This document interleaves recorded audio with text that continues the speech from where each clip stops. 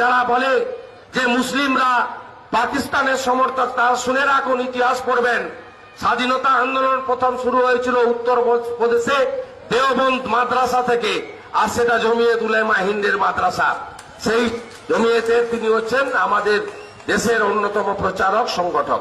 ধন্যবাদ শুভেন্দ্র বাবু সত্যিটা বলার জন্য। অসমত থকা কিছুমান গাদ্দাৰ আৰু নিমখ হাৰাম সকলৰ কাৰণে এই ভিডিঅ'টো। কি সকলে উলামাক টাৰ্গেট কৰি কথা কয়, মাদ্ৰাছাক টাৰ্গেট কৰি কথা কয়, মাদ্ৰাছাই কি কৰিলে, মুছলমানক টাৰ্গেট কৰি কথা কয়, সেইসকল ভণ্ড অপদাৰ্থসকলৰ কাৰণে এই ভিডিঅ'টো। যিসকলে কয় মাদ্ৰাছাত পতাকা উত্তোলন কৰিলেনে, সেইসকলৰ কাৰণে এই ভিডিঅ'টো। যে মাদ্ৰাছাৱালাই এই দেশৰ কাৰণে কি কৰিছে এইটো আমি প্ৰকাশ কৰিব নালাগে, আপোনালোকৰ মানুহৰ মুখৰ পৰাই শুনিলে। মাদ্ৰাছাৱালাক দেশ প্ৰেম শিকাব নালাগে।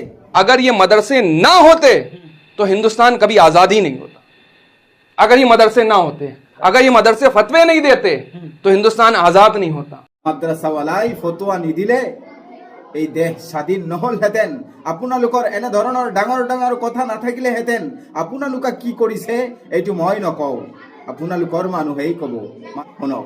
अच्छा, आप आरएसएस को किस नजरिए से देखते हैं?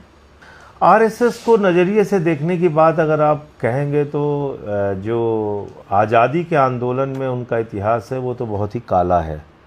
उनका इतिहास जो है वो काले अक्षरों में दर्ज किया जाएगा। उसकी वजह ये है कि इन लोगों ने अंग्रेजों का साथ दिया। आपको तो क्या कहना चाह रहा है, आरएसएस वालों का हाथ नहीं है आजादी के इसमें? आजादी में बहुत बड़ा आरएसएस का हाथ था, हाथी हाथ था।